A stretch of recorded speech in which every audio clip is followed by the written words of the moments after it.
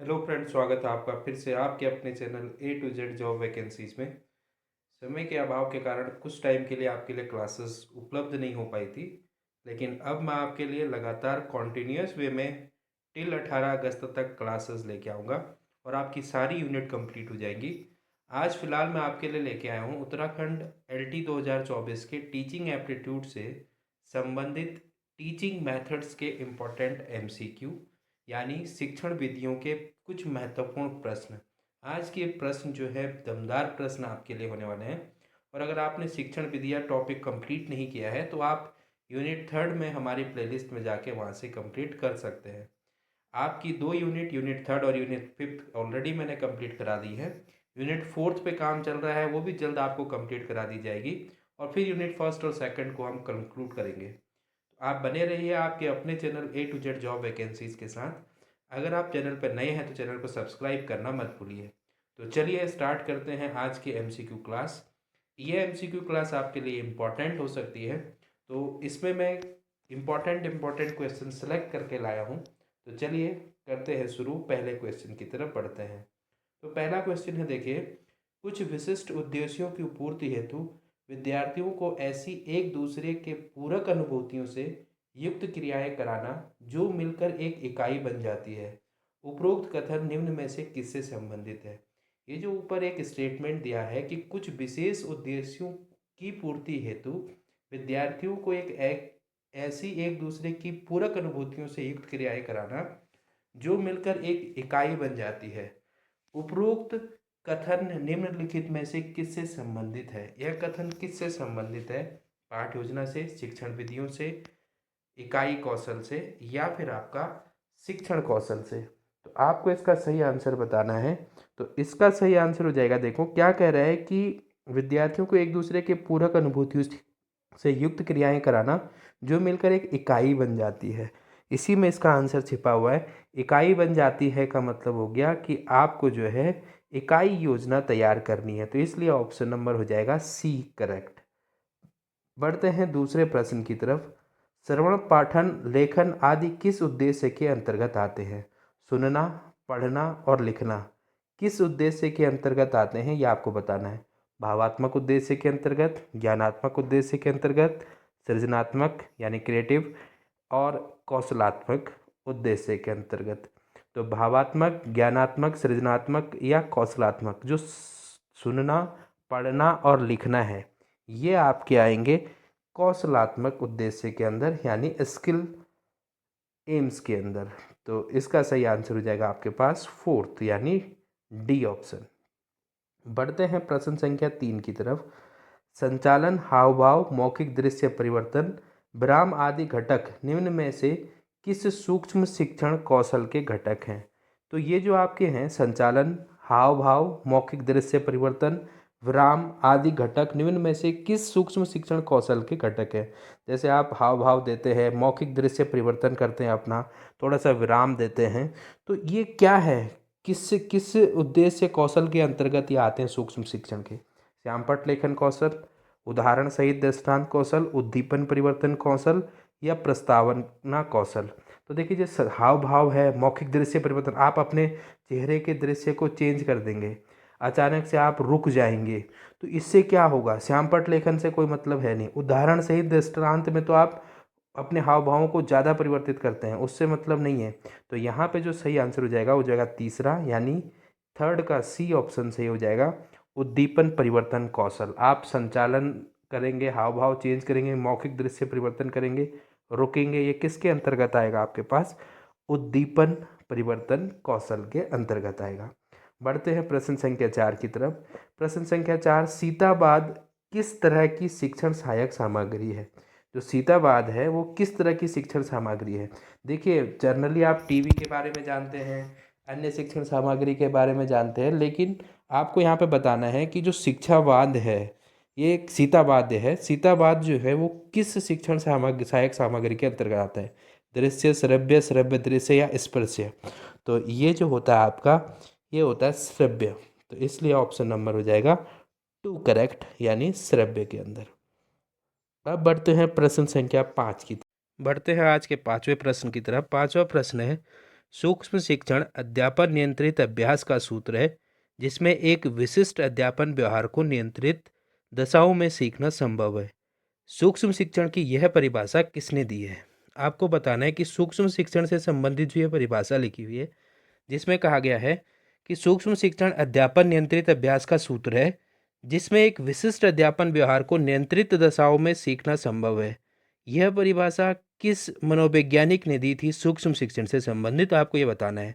Option आपके पास हैं B के पासी, डेविड यंग, एलन और इव और क्लिफ्ट।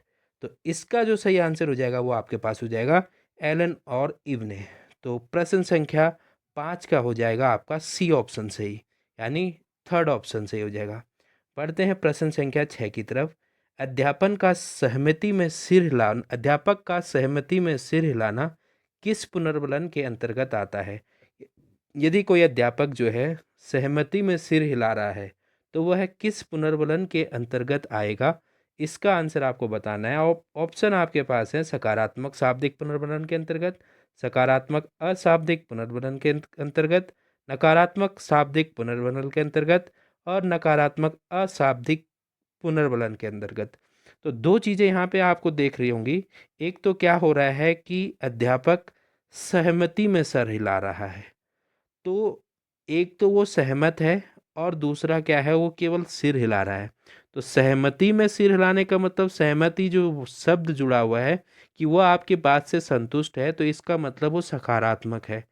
और आपका बोल नहीं रहा है, केवल सिर हिला रहा है, इमोशंस आपको दे रहा है, तो वह आपका अशाब्दिक हो गया। अब आप इन दोनों को कंबाइन करेंगे तो वो हो जाएगा आपका सकारात्मक शाब्दिक अशाब्दिक पुनर्बलन, यानी दूसरा ऑप्शन इसका करेक्ट हो जाएगा। शाब्दिक जो आप सकारात्मक अशाब्दिक पुनर्बलन। देखिए, अगर वो असहमति में सर हिलाता तब नकारात्मक होता, अगर वो सहमति में बोलता कि हाँ ठीक है, तो तब क्या होता, सकारात्मक शाब्दिक पुनर्बलन होता। लेकिन यहाँ पे सहमति में केवल सर हिला रहा है, इसलिए सकारात्मक अशाब्दिक पुनर्बलन सही होगा। बढ़ते हैं प्रश्न संख्या 7 की तरफ। भाषा संसर्ग विधि की विशेषताओं से संबंध नहीं रखने वाला कथन, ध्यान रखिएगा ये नहीं रखने वाला कथन है, इसलिए मैंने इसको जरूर अपने क्लास में रखा हुआ है। अब इसमें क्या है, इस विधि में भाषा की शिक्षा के साथ ही व्याकरण की शिक्षा प्रदान की जाती है। इस विधि में व्याकरण और का सैद्धांतिक ज्ञान ना दिया जाकर व्यवहारिक ज्ञान प्रदान किया जाता है। फिर बात कर किया जा रही है कि इस विधि से व्याकरण का व्यवहारिक ज्ञान ना देकर सैद्धांतिक ज्ञान दिया जाता है। इस प्रणाली में व्याकरण के नियमों का ज्ञान कराए बिना भाषा के शुद्ध रूप का प्रयोग किया जाता है। जो भाषा संसर्ग विधि है उसकी कौन सी विशेषता नहीं है, यानी इसमें से आपको बताना है कि भाषा संसर्ग विधि की कौन सी विशेषता नहीं है। तो ये है आपका कि इसे जो है इस विधि में व्याकरण का व्यवहारिक ज्ञान न देकर सैद्धांतिक ज्ञान दिया जाता है, ऐसा नहीं होता है। इसलिए ये ऑप्शन नंबर सी इसका क्या हो जाएगा, करेक्ट हो जाएगा। तो 7 का आपका तीसरा ऑप्शन यानी सी सही है। बढ़ते हैं प्रश्न संख्या 8 की तरफ। देखिए, बहुत बार ये क्वेश्चन मैंने भी आपको क्लासेस में बताया है। रेखीय अभिकर्मित अनुदेशन का दूसरा नाम क्या है? तो 8वां प्रश्न हमारा था रेखीय अभिकर्मित अनुदेशन का दूसरा नाम। इसके लिए 4 ऑप्शन शाखीय, बहाया, मैथमेटिक्स और कंप्यूटर सहाय अनुदेशन। तो इसका सब लोग सही आंसर लगा रहे होंगे क्योंकि ये बहुत बार डिस्कस हो चुका है, तो इसलिए आपको इसका सही आंसर पहले ही पता होगा। तो इसका सही आंसर है बाह्य अभिकर्मित अनुदेशन, दूसरा ऑप्शन यानी बी आपका करेक्ट हो जाएगा। बढ़ते हैं 9वें प्रश्न की तरफ। प्रश्न संख्या 9 है दल शिक्षण से संबंधित। दल शिक्षण का प्रयोग सर्वप्रथम किया गया, कहाँ किया गया? कैम्ब्रिज विश्वविद्यालय में, कोलंबिया विश्वविद्यालय में, ऑक्सफोर्ड विश्वविद्यालय में या हार्वर्ड विश्वविद्यालय में? तो जो आपका दल शिक्षण था, इस शब्द का सर्वप्रथम जो प्रयोग किया गया, दल शिक्षण का जो सर्वप्रथम प्रयोग किया गया वो आपका किया गया था हार्वर्ड विश्वविद्यालय में, यानी इसका ऑप्शन नंबर डी हो जाएगा चौथा ऑप्शन सही। तो 9th का चौथा ऑप्शन हार्वर्ड विश्वविद्यालय सही है। बढ़ते हैं प्रश्न संख्या 10 की तरफ। निम्नलिखित में से उपन्यास शिक्षण का उद्देश्य नहीं है? छात्रों को स्वस्थ मनोरंजन की ओर उन्मुख करना, छात्रों की द्रुत गति से मनोवाचन का अभ्यास कराना, अभिनय में निपुणता प्रदान करना, भाषा और शैली के प्रचलित रूप से परिचित करना। तो इसका जो सही आंसर हो जाएगा कि उपन्यास शिक्षण का उद्देश्य नहीं है। मैं इसलिए इन क्वेश्चंस को रखा हूँ क्योंकि इनमें नहीं है वर्ड यूज हो रहा है, तो इसलिए आपको करा रहा हूँ। तो जहाँ भी आप ध्यान रखिएगा क्वेश्चन पेपर में क्वेश्चन को सही से पढ़ लीजिएगा, और नहीं जहाँ लिख गया उसके नीचे अंडरलाइन कर दिएगा कि आपका क्या आपका दिमाग वहाँ पे कंसंट्रेटेड रहे कि इसका आंसर नहीं है में देना है। तो उपन्यास शिक्षण का उद्देश्य निम्नलिखित में से कौन सा नहीं है? तो अभिनय में निपुणता प्रदान करना। इसका कोई संबंध नहीं होता है उपन्यास शिक्षण से, तो इसलिए आपका हो जाएगा सी। बढ़ते हैं अगले प्रश्न की तरफ। प्रश्न संख्या 11। फेमस विधि है निगमन विधि। तो निगमन विधि का सिद्धांत क्या है? विशेष से विशेष, सामान्य से विशेष, विशेष से सामान्य, या सामान्य से सामान्य। तो ये निगमन विधि का आंसर आप मुझे देंगे कमेंट बॉक्स में कमेंट करके कि 11वां का क्या सही होगा। विशेष से विशेष सही होगा, सामान्य से विशेष सही होगा, या विशेष से सामान्य सही होगा, या सामान्य से सामान्य सही होगा। तो 11वें का आंसर आप जरूर कमेंट बॉक्स में कमेंट कीजिए ताकि आप अपने आप को चेक कर पाएँ। बिना कहीं देखे डायरेक्ट आंसर को चेक दीजिएगा, तभी आपका बेनिफिट होगा। अगर आप आंसर को गूगल सर्च करके देते हैं तो कोई मतलब नहीं होता है। बढ़ते हैं प्रश्न संख्या 12 की तरफ। साहचर्य विधि का आविष्कार किसने किया था? बहुत इंपॉर्टेंट क्वेश्चन हो सकता है ये आपके एग्जाम के लिए। तो जो साहचर्य विधि है प्रश्न संख्या 12, इसमें आपके पास 4 ऑप्शन है: Froebel, Montessori, Miss Parkhurst और हर्बर्ट। तो जो आपकी साहचर्य विधि दी थी वो आपकी दी थी मॉन्टेसरी ने। तो इसका ऑप्शन नंबर बी यानी मॉन्टेसरी हो जाएगा करेक्ट। पढ़ते हैं अगले प्रश्न 13 की तरफ। किसी बड़ी वस्तु के छोटे नमूने को कहते हैं। अगर कोई बड़ी वस्तु है, ध्यान रखिएगा, बड़ी वस्तु है और उसका छोटा नमूना है। जैसे आप क्या है, आप देखते होंगे कि आपकी जो मैप है, इतना विश्व का जो नक्शा बना हुआ है, मैप बनाते हैं आप, तो वो क्या है, ऐसा थोड़ी ना कि उतना सारा क्षेत्रफल आपका एक छोटे से कागज में आ गया। वो क्या है, किसी बड़ी चीज को एक छोटे से रूप में जो है नमूने में एकत्र किया गया है कुछ मानकों के अनुसार। तो उनको क्या कहते हैं? बड़ी वस्तु को छोटे नमूने में रखना क्या कहा जाता है? प्रतिमूर्ति, चित्र, वास्तविक पदार्थ, या ग्रामोफोन। तो इसे कहते हैं प्रतिमूर्ति। ये भी इंपॉर्टेंट प्रश्न होगा आपके लिए। पहला ऑप्शन सही है ए। अब देखिए यहाँ पे 1 2 3 4 में लिखे हुए हैं, मैं ABC में बोल रहा हूँ, उससे कोई दिक्कत नहीं होनी चाहिए। कहीं आप लोग इस पे भी कमेंट ना करें कि आप तो कुछ बोल रहे हैं कुछ और कुछ है, तो ये ध्यान रखना। 1 2 3 4 जनरली ABC ही होता है, तो इसलिए मैं ए या पहला ऑप्शन सही हो जाएगा इसका, प्रतिमूर्ति। तो ए आपका सही हो जाएगा फर्स्ट ऑप्शन। तो यानी 13वें का जो बड़ी वस्तु है उसको छोटे नमूने में दिखाना होता है प्रतिमूर्ति।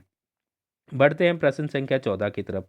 लिखाई का कार्य पढ़ाई के कार्य से पूर्व शुरू होना चाहिए, क्योंकि लिखाई पढ़ाई की अपेक्षा सरल है। देखिए उल्टा चल रहे हैं कि लिखाई का कार्य पढ़ाई के कार्य से पूर्व शुरू होना चाहिए, लेकिन जबकि आजकल लोग कहते हैं कि पहले पढ़ाई फिर लिखाई। लेखन शिक्षण के संदर्भ में यह कथन किसका है? इस मत को रखने वाला जो व्यक्ति है वो कौन है, ये आपको बताना है। कि ये जो स्टेटमेंट दिया कि लिखाई का कार्य पढ़ाई के कार्य से पूर्व होना चाहिए, ये किसका कथन है, या किस कौन सा जो मनोवैज्ञानिक है वो इस मत को रखता है? मोंटेसरी, आत्मानंद मिश्र ने, मिस पार्क हंस्ट ने, और कुर्क ने। तो ये बात कही थी मोंटेसरी ने।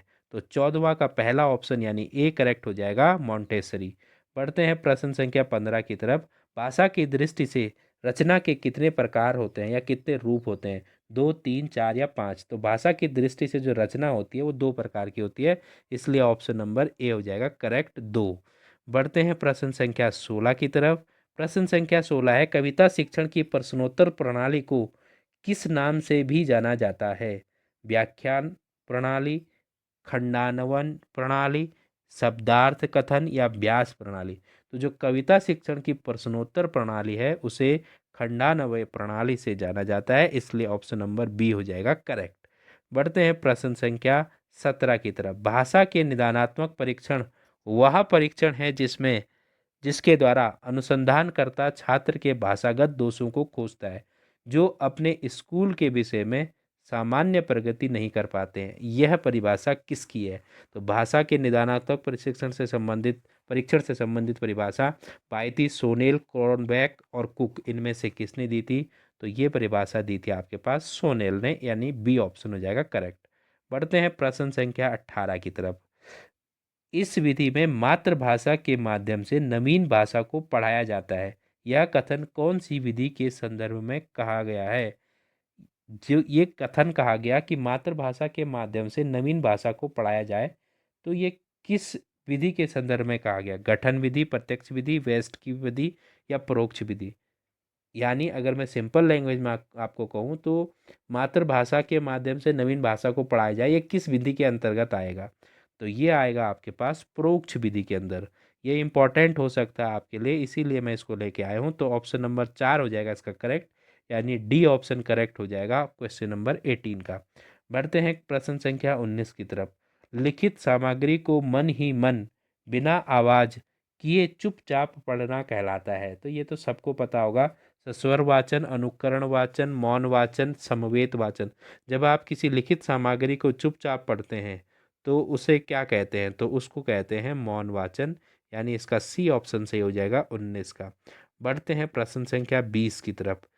खेल विधि को प्रचलित करने का श्रेय, देखिए मैं ये नहीं पूछ रहा हूँ कि खेल विधि को किसने क्या किया था, डेवलप किया था, ये नहीं पूछा जा रहा है। प्रचलित किसने किया था, ये था कि प्रचलित करने का श्रेय यानी फेमस करने का श्रेय किसे जाता है? रायबर्न को, हेनरी कॉल्डवेल कुक को, थॉमस एम रस्क को या मॉरिसन को? तो यहाँ पे जो सही आंसर हो जाएगा आपके पास, ये ऑप्शन ऊपर नीचे हो गए हैं, इसका ध्यान रखिएगा। तो जो आपका सही आंसर है यहाँ पे वो है हेनरी कॉल्डवेल कुक। इनको जाता है श्रेय क्या करने का? खेल विधि को प्रचलित करने का। अब बढ़ते हैं प्रश्न संख्या 21 की तरफ। कविता शिक्षण की किस प्रणाली के अंतर्गत कविता को समझने के लिए वैसी ही या उसकी विरोधी दूसरी कविता को प्रस्तुत करके उसका तुलनात्मक अध्ययन कराया जाता है? यानी आपको जो है तुलना करनी है। तो इसका सही ऑप्शन आपके पास सीधा सीधा है, इसमें तो आपको कुछ सोचना ही नहीं पड़ रहा होगा, डी यानी तुलना प्रणाली। बढ़ते हैं लास्ट प्रश्न की तरफ। व्याकरण शिक्षक की किस प्रणाली को विकृत रूप से सुग्गा प्रणाली भी कहते हैं? व्याकरण शिक्षण की कौन सी प्रणाली जो है वो सुग्गा प्रणाली कहलाती है? अव्याकृत प्रणाली, सहयोग प्रणाली, पाठ्यपुस्तक या निगमन प्रणाली? तो इसका सही आंसर हो जाएगा आपके पास पाठ्यपुस्तक प्रणाली यानी सी। तो ये थे टीचिंग एप्टीट्यूड के टीचिंग मेथड से रिलेटेड और अन्य चीज़ों से रिलेटेड कुछ इंपॉर्टेंट प्रश्न। इसका पार्ट 2 भी मैं आपके लिए लेके आऊँगा। तब तक आप बने रहिए आपके अपने channel A to Z job vacancies के साथ। पढ़ते रहिए, आगे बढ़ते रहिए। All the best, good luck.